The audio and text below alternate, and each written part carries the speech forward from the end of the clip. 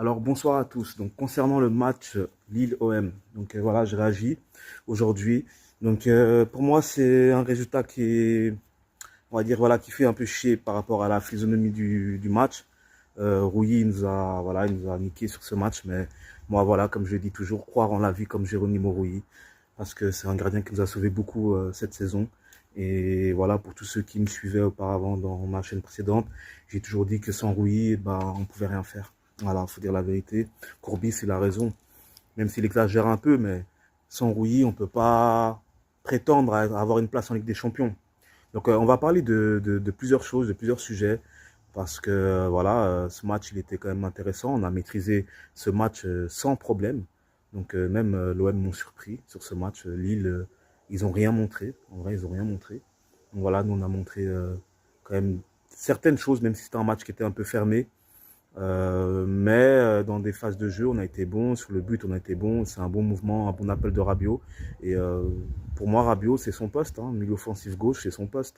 C'est pas les mêmes fonctions de Greenwood parce que lui, il peut occuper le jeu dans l'axe.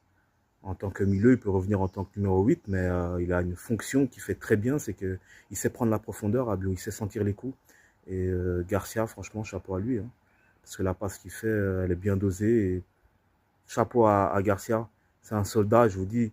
On a notre problème, en fait, nous, pour tous ceux qui sont supporters de l'Olympique de Marseille, c'est qu'on a la critique facile. Moi, j'ai défendu Garcia parce que je sais que c'est quelqu'un qui est bon. Je sais que c'est quelqu'un qui a fait des bonnes choses avec Young Boys. C'est un joueur qui est très sous-coté.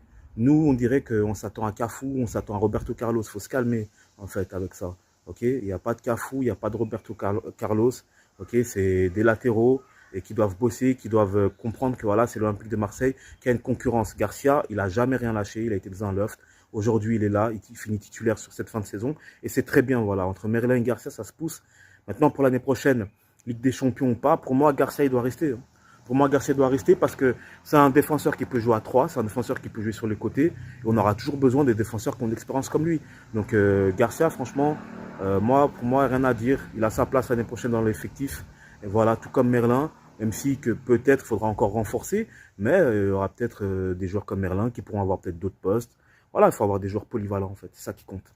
Voilà, doubler, tripler les postes dans certains postes, surtout le poste des pistons, parce que on sait très bien comment ça se passe.